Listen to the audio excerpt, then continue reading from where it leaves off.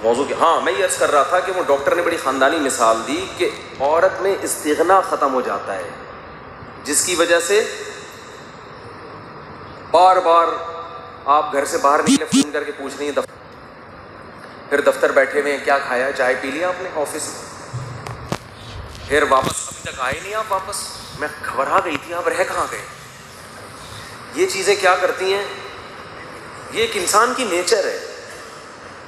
अगर थोड़ा सा नाज नखरे टाइप की चीज़ हो ना तो फिर मामला क्या होगा, वो कैफियत तो नहीं होगी जो कॉलेज के बाहर होती थी, लेकिन ऐसा भी नहीं होगा कि एक साहब सफ़र पे गए 10-15 दिन के लिए, जिस दिन घर आ रहे थे कह रहे थे यार 10-15 दिन घर से बाहर रहा हूँ, ऐसा लग रहा है जन्नत में टहल रहा हूँ मैं, और घर में जा रहा हूँ तो ऐसा लग रहा है कि अब फिर जेल में जा रहा हूँ। मैंने कहा क्यों, कह रहे हैं फिर वही, घर से बाहर जाओ बता के जाओ, घर में आने से पहले देर हो जाए तो बताओ।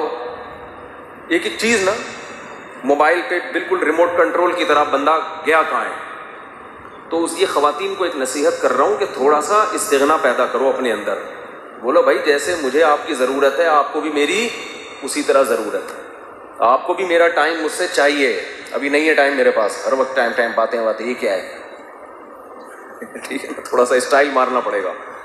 आपने कहा कि चलो बेगम शॉपिंग करने चलते, क्या शॉपिंग लगा के रखी हुई है, मुझे अपने भी कुछ काम होते हैं।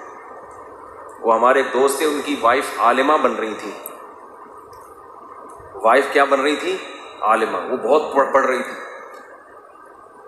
तो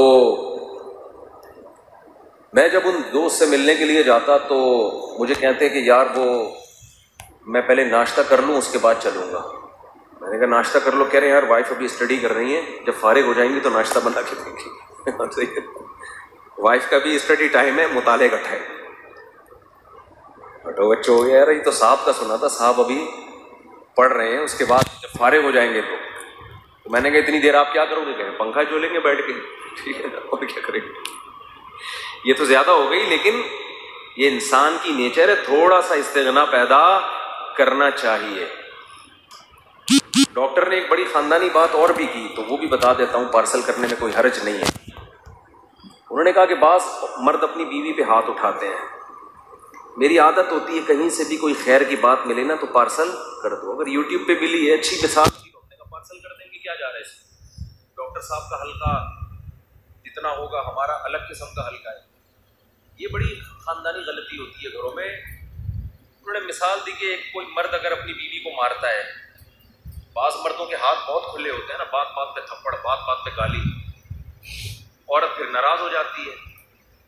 जाहिर है एक आध दिन तो नाराज़ी बर्दाश्त होगी, उसके बाद मर्द से भी बर्दाश्त नहीं होती, वो गुस्सा करता है, मुंह क्यों बनाया हुआ है। अब देखो मोहताज है ना बीवी का, इसको चाहिए कि बेगम का मुंह मुझे उसी तरह डिज़ाइन के साथ चाहिए जिस तरह पहली रात को था, वो वाला डिज़ाइन अब इसमें आ नहीं रहा, क्योंकि 2 थप्पड़ लगा चुके हो ना आप उसको।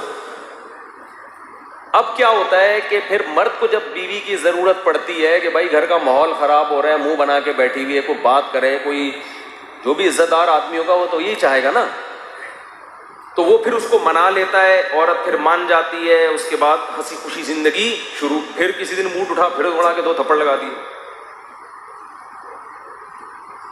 फिर मना लिया, तो ये चलता रहता है। और मर्द का फिर हाथ जो एक दफ़ा उठना शुरू हो जाए ना, फिर उसकी ब्रेकें फेल होती हैं, फिर वो जानवरों की तरह कूदता है। ये हमने देखा है घरों में कि फिर वो जानवर बन जाते हैं, दरिंदे। औरत मोहताज है, वो न तलाक लेके अपने बाप के घर जा सकती है, बच्चे लेके कहाँ जाएगी, वो इसलिए बर्दाश्त कर रही होती है कि बड़ी मुसीबत से बचने के लिए छोटी मुसीबत को बोलो बर्दाश्त करो। तो उसका हल ये बताया कि ऐसी कंडीशन में औरत को चाहिए कि जब मर्द मना रहे तो वो ना माने, वो क्या करे, कभी कभार तो ठीक है, लेकिन अगर ये ज्यादा, ठीक का मतलब ये नहीं कि कोई अच्छा काम है, यानी कभी कभार तो काबिले बर्दाश्त है। जब ज्यादा हो रहा है तो औरत को ये कहे कि जब मर्द मनाने आए तो उसके बोले कि भाई जो वजह मेरी नाराजगी की है उसे क्या करो, खत्म, ये दोबारा हाथ नहीं उठेगा। वरना ये खाली पीली के ये मनाना और जब अपनी ज़रूरत हो तो मनाने बैठ जाओ, ये मार्केट में ये चलेगा नहीं। ये डर भी लगता है इससे कहीं घरों और बर्बाद ना होना शुरू हो जाए, क्योंकि बाज़ दफ़ा गलती औरत की होती है, तो एक तो वो मना रहा है, मान नहीं रही है, और उल्टा ही और ज़्यादा मामला बढ़ ना जाए कहीं। लेकिन अगर खामखा में बाज मर्दों की आदत होती है तो भाई उस रीजन को पहले खत्म करने की कोशिश करो। ये हो क्यों रहा है बार बार, ये हो क्यों रहा है? वरना जब ये मामलात बढ़ते हैं ना तो डिप्रेशन में जाते हैं, नफ्सियाती मरीज बनते हैं, फिर आदत बन जाती है ये, उसकी आदत चिल्लाने की और इसकी आदत मारने की। फिर ये ऐसे है जैसे इनकी नेचर का हिस्सा। और एक और खानदानी बात की जो इससे भी ज्यादा खानदानी है, लिबरल आदमी जब ये बात कर रहे हैं ना तो ये इसकी अलामत है वाकई बड़ा खानदानी। आजकल माहिर नफ्सियात अक्सर ये कह रहे होते हैं बच्चों को प्यार दो, मोहब्बत दो, इज्जत दो, रिस्पेक्ट दो। सही है एक हद तक, एक्चुअली उनको मोहब्बत से समझाओ, बच्चा प्यार से जिस तरह से समझता है, बहुत ज्यादा ना इस्लाम तो कभी हाथ उठाने का भी कहता है।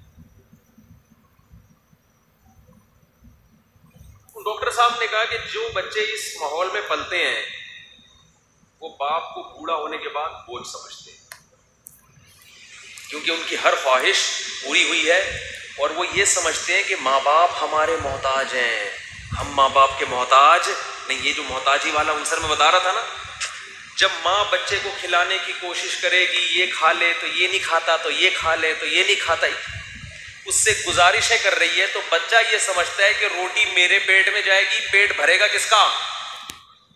माँ का भरेगा। मैं जब रोटी खाऊंगा मैं इस पर एहसान कर रहा हूं मैं। ये तो बड़ी खानदानी बात है। बाप जब बच्चों के पीछे पड़ा रहता ना मगर लिपाई पुताई में, ये खा ले बेटा, तुम रात को सही से सो गए थे कि नहीं सो गए थे, नींद आ गई थी मेरे चंदा को, है भाई।